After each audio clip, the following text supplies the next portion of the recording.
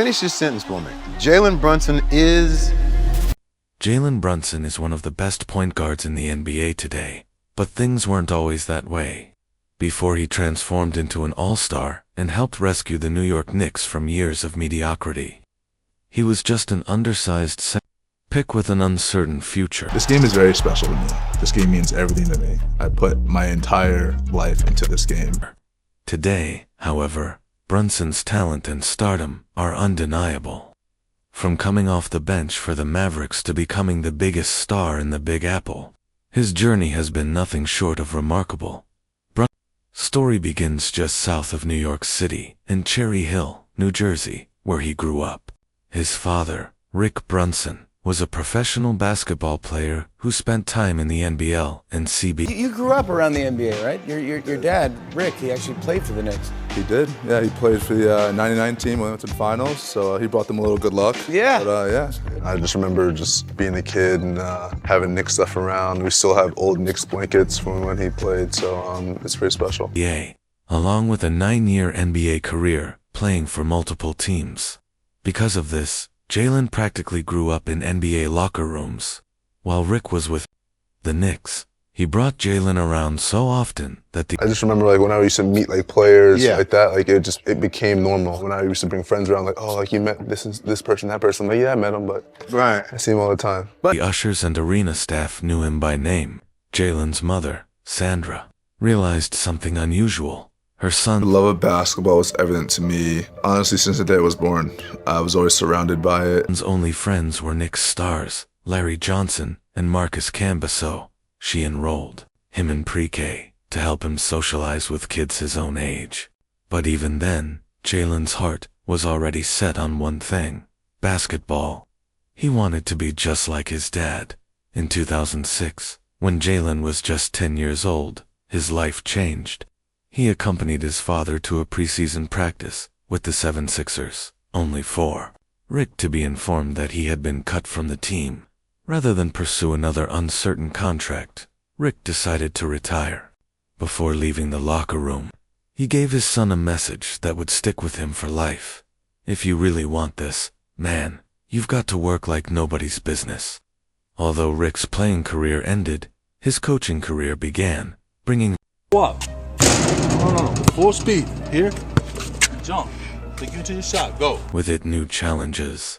The Brunson family moved 7 times in the following years for Rick's I think I learned how to work when I got to the league. I didn't really understand how hard I had to work before. So I instilled that in Jalen, at a young age to kind of eliminate the fact of just trying to make it every year. I think he put himself in a great position. various coaching jobs, but through all the instability, one thing remained consistent: Jalen's dedication to basketball. By 7th grade, he quit all other sports to focus solely on hoops. That was also when Rick began training Jalen one-on-one. They trained 3 times a week throughout middle school, and every day once Jalen entered high school. High school brought some stability, as the Brunsons finally settled in Lincolnshire, Illinois, a suburb of Chicago. Jalen enrolled at Stevenson High School, and the results of all that hard work soon began to show. As a freshman, he earned All-County honorable mention, but it was during his sophomore year that he truly started to make a name for himself. After starting the season 10-4, Jalen leads Stevenson on a 19-game winning streak, eventually facing the 3-time defending champions, Simeon Career Academy, led by Jabari Parker and Kendrick Nunn, in the state championship game. Despite Jalen's efforts, Stevenson fell 58-40, and Brunson was held to just 1 point in the second half. Still, he finished the season averaging 21.5 points per game and earned All-State second-team honors, an impressive feat, especially as the only sophomore on the list. The following season, Stevenson returned with a vengeance, finishing with a remarkable 32-1 record. They faced Whitney Young High School, led by future NBA center Jahlil Okafor, in the semifinals. Jalen delivered a historic performance, scoring a record-setting 56 points, but Stevenson came up short again, losing 75-68. Despite the loss, Brunson's stats were incredible. He averaged 26.1 points. It was just so emotional that day. I can't even explain it. I mean, it was one of the best times of my life. Hugging my parents after the game. There's so many rare moments me and my dad have a moment like that, and it was just really emotional. 5.4 rebounds, 4.7 assists, and 2.9 steals that year. He was named Gatorade Player of the Year for Illinois, and was the only junior to make the All-State first team. By this point, Jalen had earned national recognition. He was a 5-star recruit and the top-ranked player in Illinois. He received scholarship offers from more than 8 colleges and ultimately committed to Villanova before his senior year. During his final high school season, Brunson continued to dominate. He set the Lake County career scoring record and, most importantly, led Stevenson to yet another state championship appearance. This time, he wouldn't be denied. Brunson scored 30 points in the title game and secured a 57-40 win, finally reaching the mountaintop after 2 prior heartbreaks. He was named Illinois Mr. Basketball, capping off a legendary high school career. Jalen Brunson repeated as Illinois Gatorade Player of the Year, and as his high school chapter came to a close, his focus shifted to college basketball. As one of the top recruits in the country, the pressure was on for him to perform right away, and he did, starting as a freshman for Villanova. Brunson helped lead the Wildcats to the top of the college rankings, finishing the regular season ranked 6th in the nation. When the NCAA tournament began, he was ready for the national spotlight. Villanova cruised through the early rounds and faced the #1 overall seed. Probably the biggest obstacle for him was not being the go-to guy. In his 3rd year, he was the go-to guy, and then the obstacle was, how do I make sure I'm the go-to guy and I keep everybody else involved? Kansas, in the Elite 8. The game was a hard-fought battle, with both teams trading buckets down the stretch. Brunson stepped up when it mattered most, hitting 2 clutch free throws to seal the victory. The Wildcats then dismantled Oklahoma in the Final Four, setting up a national championship showdown against North Carolina. The title game became an I really cannot put this into words at all. I just love my brothers. I love my team. I love Nova Nation. It's just spectacular. Jalen's been questioned at each level. He was a dominant high school player, and a lot of people said, well, he's not going to be able to dominate like that in college. He'll be a good college player. And then he goes on to be National Player of the Year. An instant classic. Villanova secured the win on a buzzer-beating 3-pointer from Chris Jenkins, clinching the national title. Although Brunson played more of a complimentary role as a freshman, he was still a key starter on a championship team. But just like in high school, it was in his 2nd year that he truly broke out. As a sophomore, Villanova finished the season as the #1 ranked team in the country, and Brunson emerged as the team's 2nd leading scorer, averaging 14.7 points and 4.1 assists per game. He was also a unanimous selection to the All-Big East first team. Despite their regular season dominance, Villanova suffered an early exit from the NCAA tournament in the 2nd round, setting the stage for a redemption arc. In his junior season, Brunson took another leap, firmly establishing himself as the best player in college basketball.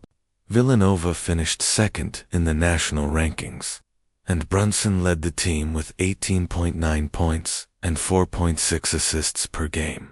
When March Madness arrived, the Wildcats hit a new level of excellence, winning every game in the tournament by double digits, on their way to another national championship. Brunson swept nearly every major college basketball award, completing one of the most decorated college careers in recent history. With nothing left to prove, he declared for the NBA draft. Given his resume, many expected Brunson to be a lottery pick. But the 2018 NBA draft was stacked at the top with players like DeAndre Ayton, Luka Doncic, and Trae Young. Talented prospects like Shai Gilgeous-Alexander, pick 11, Michael Porter Jr., pick 14, and Anthony Simons, pick 24, were scattered throughout the first round. Still, the biggest steal of the entire draft came in the 2nd round, when the Dallas Mavericks selected Jalen Brunson with the 33rd overall pick. Dallas had already landed Luka Doncic earlier in the night and Shoulders 100%. I'm ready to go. Plain and simple. snagging Brunson later completed one of the most successful drafts for any team in recent memory. It's still hard to believe Brunson fell so far. He had NBA pedigree and a track record of winning at every level. So why was he overlooked? Many scouts believed his game wouldn't translate well to the pros. By NBA standards, he was considered undersized and not particularly athletic, as a defensive liability, and, at best, a solid backup point guard. But the experts were wrong. Brunson's rookie season was mostly quiet. He was buried on the depth chart behind 2 lottery picks in Dennis Smith Jr. and Luka Doncic. Still, he made the most of every opportunity. In February, he stepped in for Luka and scored 22 points, a career high at the time. A month later, he dropped 30. There's a period where Luka went out and I started to start, and I was playing really well. I think I was averaging like 20 and like 6 maybe, whatever. Before on the Spurs. By the end of the season, he had carved out a role as Dallas' 6th man and proved he could be relied upon when Luka sat. Then came the first major setback of his career, midway through his 2nd season. Brunson suffered a torn labrum in his shoulder that required surgery, ending his season early. Shoulder injuries can be devastating for basketball players, and it was unclear how he would recover. But Brunson knows. The second game, I think he had like 45, something like that. I was really impressed. I was just on the bench watching, like, wow, this guy's amazing. Stranger to adversity, came back stronger than ever. In his 3rd year, he set new career highs across the board, averaging 12.6 points, 3.5 assists, and 3 Lit a fire in all of us. I mean, you see stuff like that, like the chatter, it's impossible not to see. And then guys, we send it to each other. We're like, yo, like, people don't think like we're capable. And obviously, once Luka came back, that it was all said and done. 0.4 rebounds per game, while finishing 4th in 6th Man of the Year voting. The Mavericks finished 5th in the Western Conference, earning Brunson his first taste of playoff basketball. His first playoff experience, however, was rough. The Mavericks lost in 7 games, and Brunson's numbers dipped across the board. His most glaring stat was a brutal plus-minus of -56 for the series. Following the season, Dallas declined to offer him a contract extension, but exercised the team option to bring him back for a 4th year, a decision they would come to regret. Brunson used that